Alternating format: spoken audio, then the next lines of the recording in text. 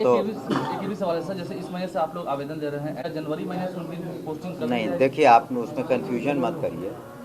1 से 15 दिसंबर तक जो पोर्टल खुलने की बात है, उसमें विशेष परिस्थिति में जो हमारे टीचर असाध्य रोग से ग्रसित हुए हैं या किन्हीं कारणों से अकेले रहते हैं या बच्चों की समस्या है, उनकी समस्या है, असाध्य रोगों के बारे में हम लोगों ने डिफ़ाइन भी कर दिया है।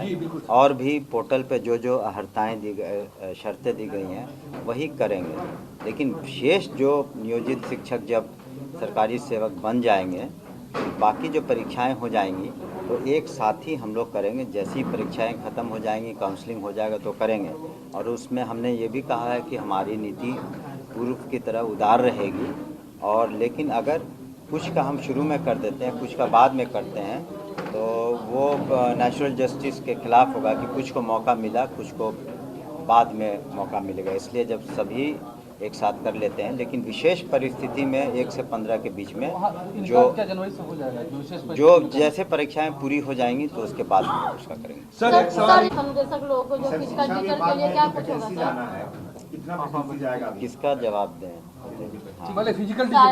फिजिकल टीचर्स के बारे में अभी भी मिले हैं। ऐसे और भी टीचर्स हैं, जैसे कि अनुकंपा के जो भी केसेस थे पेंडिंग, करीब 6421 केसेस का हम लोगों ने उसका नौकरी का प्रावधान किया है।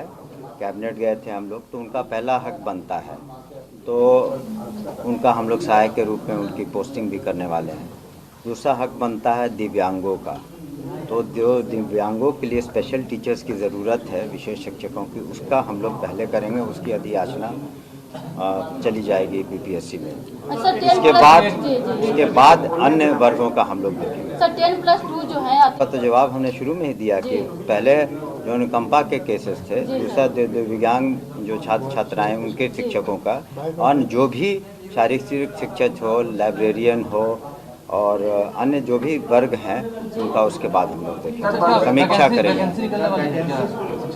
नहीं, देखिए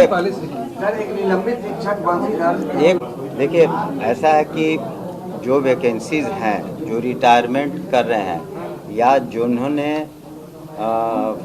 फर्जी तरीके से अपनी नियुक्ति करवाई है या सब, तो कुछ वैकेंसीज निकलेंगी, उसी को हम लोग रैशनलाइज करके और किसको क्या देना है उसी हिसाब से सर टीआरई 4 आएगा भी या नहीं आना, तो जब सभी को मौका 5 मौका मिलेगा तो 5 मौका तो मिलेगा ही। सर यूथ का जो रिजल्ट आया है उससे क्या लग रहा है कि शिक्षकों में बिहार के जो शिक्षा के उसमें पूछता है सरकार?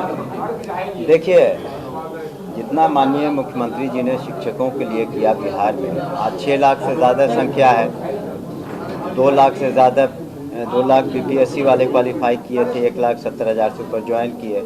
अब नियोजित शिक्षकों को हम लोग सरकारी सेवक बनने का मौका दे रहे हैं, उसमें 1,50,000 से ज़्यादा नियुक्तियाँ हो चुकी हैं। लेकिन एक चुनाव से आप ये नहीं कह सकते कि शिक्षक वर्ग ही पार्टी के खिलाफ है या इंडिया के खिलाफ है। इसके पूर्व का आप देखिए रिजल्ट, जो उपचुनाव हुए थे चारों, उसमें तो एनडीए की जीत हुई। तो हाँ ऑफकोर्स, लेकिन जो अभी स्थिति बनी है उस पर पार्टी निश्चित रूप से आत्ममंथन करेगी या समीक्षा करेगी कि क्या क्या कारण रहे, और उसमें जो आवश्यक कार्रवाई करनी होगी हम लोग करेंगे। पाठक ने हरवा दिया है क्या, क्योंकि उन्होंने ही बर्खास्त इस तरह कोई व्यक्ति विशेष के करने से कोई चुनाव में हार जीत नहीं होती है। तो उस तरीके ये बताएं कि जो बेलागंज में तो 34 साल से कोई किसी एक व्यक्ति विशेष का वहाँ पर जीत होती थी, उसके बाद जदयू जीता, तो उसके लिए कौन जिम्मेवार है? जनता जिम्मेवार है। यहाँ पर जो वोटर हैं, हमने कहा कि पार्टी इसके बारे में समीक्षा करेगी कि क्या कमी रह गई थी।